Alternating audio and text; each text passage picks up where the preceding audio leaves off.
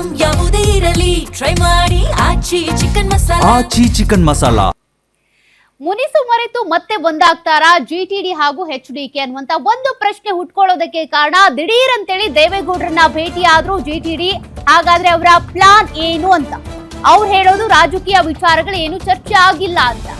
But ದೇವೇಗೌಡರ ಹುಟ್ಟು ಹಬ್ಬ 3 ದಿನ ಇರುವ ಮುನ್ನನೇ ಆ 3 ದಿನ ಮುಂಚಿತವಾಗಿ ಭೇಟಿಯಾಗಿದ್ ಯಾಕೆ? ಹಾಗಾದ್ರೆ ಸಾಕಷ್ಟು ರಾಜಕೀಯ ಚರ್ಚೆಗಳಿಗೆ ಎಡೆ ಮಾಡಿಕೊಡ್ತಾ ಇದೆ ಈ ಭೇಟಿ.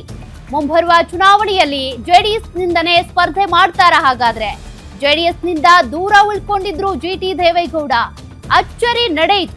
ನಿನ್ನೆ ದಿಢೀರ್ ದೇವೇಗೌಡರ ಭೇಟಿಯಾಗಿ ಚರ್ಚೆ ನಡೆಸಿರುವಂತ ಜಿಟಿಡಿ ಜೆಡಿಎಲ್ಪಿ ಸ್ಥಾನ ತಪ್ಪಿದ್ದಕ್ಕೆ ಗೌಡ್ರ ಮೇಲೆ ಮುನಿಸಿಕೊಂಡಿದ್ರು ಜಿಟಿಡಿ. ಪಕ್ಷದ ಕಾರ್ಯ ಚಟುವಟಿಕೆಯಿಂದಾನೇ ದೂರ ಉಳ್ಕೊಂಡಿದ್ರು. ಬದಲಿಗೆ ಕಾಂಗ್ರೆಸ್ನ ಯಾವುದೇ ಕಾರ್ಯಕ್ರಮ ಇದ್ರು, ವೇದಿಕೆಗಳಿದ್ರು ಕೂಡ ಅಲ್ಲಿಗೆ ಹೋಗ್ತಾ ಇದ್ರು. ಹಾಗಾಗಿ ಈ ಮುನಿಸು ಇನ್ನೂ ಹೆಚ್ಚಾಗುತ್ತೆ ಅನ್ಕೊಂಡಿದ್ರು ಜನ. ಬಟ್ ಈಗ ದೇವೇಗೌಡರನ್ನ ಭೇಟಿ ಆಗಿದ್ದಾರೆ. ಅವರಿಗೆ ದೇವಸ್ಥಾನಕ್ಕೆ ಹೋಗಿ ಅರ್ಚನೆ ಮಾಡಿಸ್ಕೊಂಡು ಬಂದಿದ್ದೀನಿ ಅಂತ ಕುಂಕುಮ ಕೊಟ್ಟು ಅವ್ರನ್ನ ಗೌರವಿಸಿ ಹುಟ್ಟುಹಬ್ಬದ ಶುಭಾಶಯಗಳನ್ನ ಕೋರಿದ್ದಾರೆ.